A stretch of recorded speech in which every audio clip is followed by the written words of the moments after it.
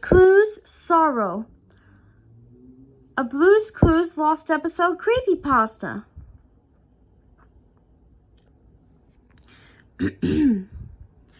To protect my privacy, I have kept my name anonymous. I'm not sure how to begin my story, but I'll do the best I can. I guess I'll start by informing you about the show Blue's Clues. For those of you who have never watched it, Blue's Clues is a show for young children that was created in 1996 and lasted for 10 years with a total of 6 seasons and 142 episodes. The show involves Steve or Joe looking for clues and solving mysteries with the help from the audience. Blue was an animated dog who labeled the clues with her paw prints. Blue's Clues was a hit with many little kids, including me. The idea was original and the artwork was amazing. However, Steve Burns was the backbone of the show. Steve Burns, who was the actor who played Steve. He was more serious than Bonnie the dinosaur, but he loved kids and knew exactly how to make them happy. There was just something magical about his enthusiasm that made me want to watch more and more of these episodes. The saddest part of my childhood was when Steve left the show in 2002 and pursued a musical career. Steve was replaced by Donovan Patton, who was the actor for Joe. But it wasn't the same. I stopped watching Blue's Clues after Steve left. The show just lost its magic for me. Joe was nothing like Steve. He was a total goofball. And my mother told me that Donovan Patton was acting too hard. When I turned 16, my family moved to a large 3-story house in upstate New York that was previously owned by a nice old lady. A few weeks after moving in, I decided to do some exploring in the attic. I found an old trunk. To my surprise, it was filled with a bunch of old VHS tapes. All of them were Blue's Clues tapes. I knew the old lady's cell phone number, so I decided to call her and ask her about the tapes. She told me that she brought them from a collector a few years back, and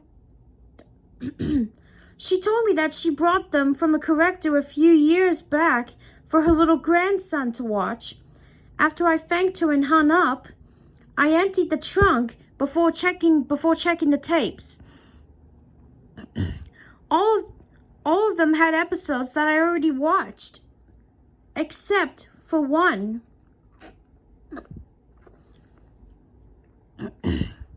The one tape I found just had a regular sticker, not a factory sticker like the other tapes had. The title on the sticker was Blue's Clues Sorrow. I thought the title was a little strange, but I figured it was just a copy of the Steve Goes to College episode. The one where Steve goes off to college and Joe takes his place. Because Steve said goodbye to all of his friends in that episode, and I consider it to be very sorrowful indeed.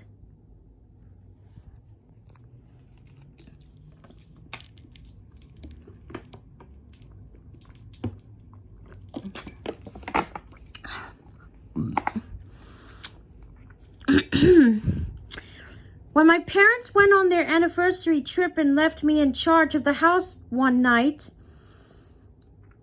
I figured it was the perfect opportunity to check out the tape. Our TV has a VCR, and I have to admit, I felt a tingle of excitement when I placed the tape in the player.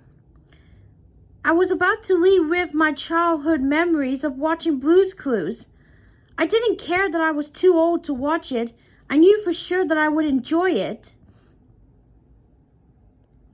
At least, that's what I thought. The episode started off completely normal. The Blue's Clues book opened up, and Steve looked out the window of his little yellow house.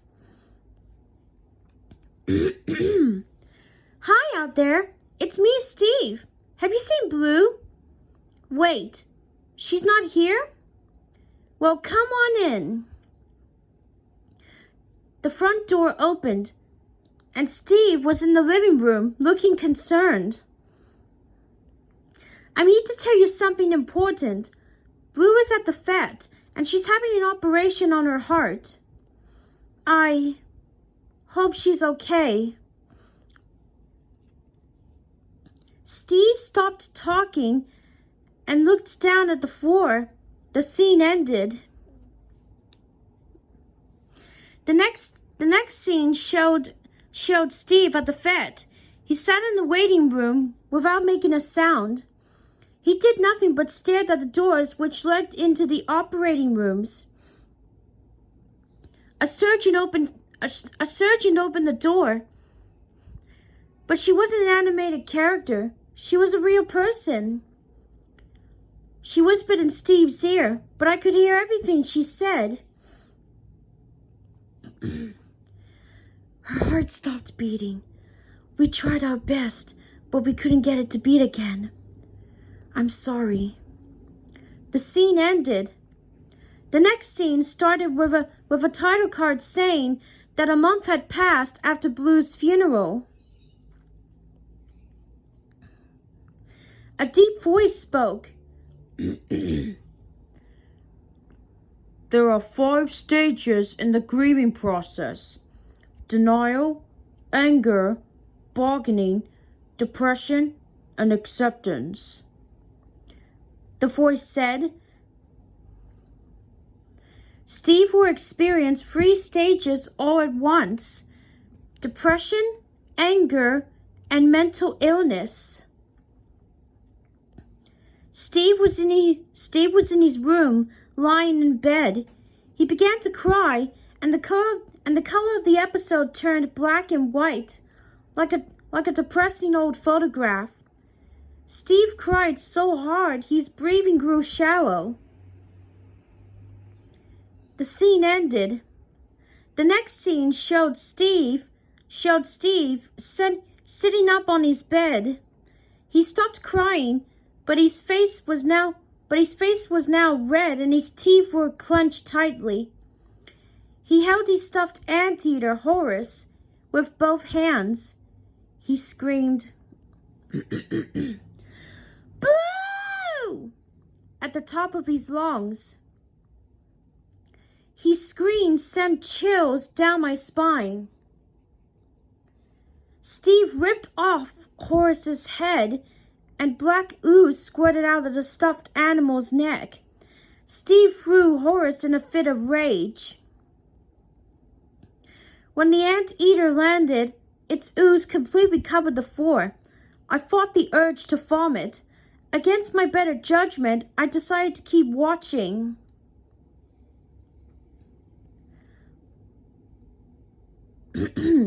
Steve's body began to turn a darker and darker color by the second. After about 5 seconds, Steve turned completely black. He got up out of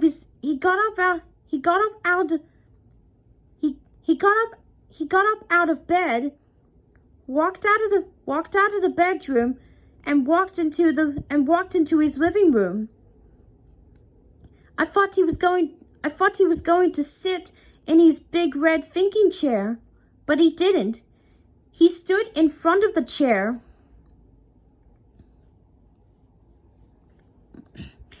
He stared at the screen for a full minute. His eyes lost their pupils and became nothing more than white dots. He started crying again, and white tears streamed down his face. some sad piano music began to play. The music was so heartbreaking, I shed a few tears myself. A message flashed across the screen. You can figure out Blue's Clues, but you can't figure out insanity. The scene ended. The next scene showed Steve still standing in the living room. He was no longer crying, and his body was a completely normal color. I can't live without Blue, he said. She was my best friend. She gave my life happiness and meaning. Without her, I have nothing to live for. The kids in the background that helped Steve find the clues started to cry and whimper. They shouted, "Please don't do it, Steve. We love you. We're your friends too." "I'm sorry," Steve said. "I'm sorry if I break your hearts for doing this, but I have no choice. Goodbye." He held up a container. The camera zoomed in on the label, which said potassium cyanide. Steve had a calm look on his face as he swallowed the contents of the container. He instantly collapsed onto the floor. He foamed at the mouth while his body twitched and thrashed on the floor like he was being electrocuted. Steve eventually stopped moving, and I knew that he was dead. The episode finally ended as my TV cut to static. I sat there dazed. It took my brain a few minutes to comprehend what I had just watched. I made a decision then and there to play detective and to find out where in the world this episode came from. I looked up the name of the episode online, but came up with nothing. I knew that the company Firecon owned Blue's Clues because their company name was shown on the factory stickers of the other VHS tapes. After a bit of research, I wrote a letter to the Firecon headquarters and told them about my experience and asked them if they knew where the tape came from. 2 weeks later, I got a reply in the email. "Dear Mr. XXXXX, thank you for taking the time to write to us. We were quite surprised about your story about the unaired episode of Blue's Clues that you discovered. We are grateful that you contacted us concerning it. We can personally assure you that Firecon Media Networks, as well as Firecon, claims no ownership or liability whatsoever regarding the episode. However, we still feel that an episode is in order. Unfortunately, we are unable to provide details of the tape's creation, as we simply do not know how this happened. Back in 2002, we received a VHS tape in a package with no return address.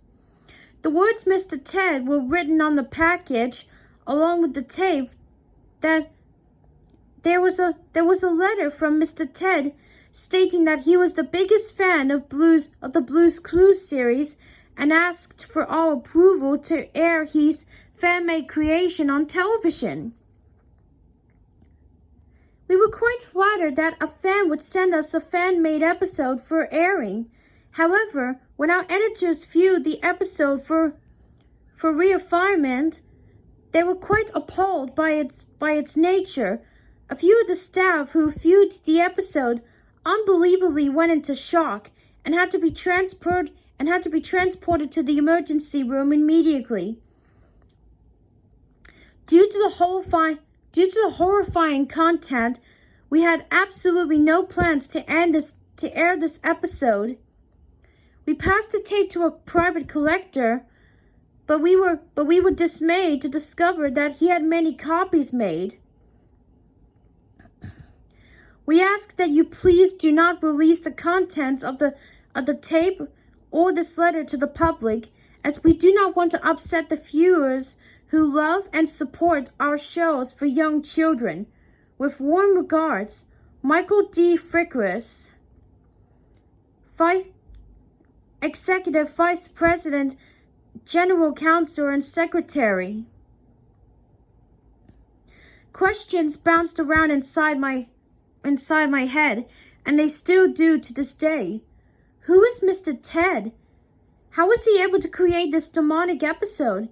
Is he even, well, human? Out of respect for Viacom, I'm afraid I cannot provide any footage. However, I figured releasing a single screenshot and a copy of the letter to the public wouldn't make them too angry. You're probably wondering, why are you telling me this? What's the point of this story? To be honest, I just wanted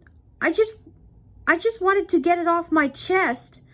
I kept it a secret for a while, but I eventually felt the desire to tell someone, whether they believed me or not.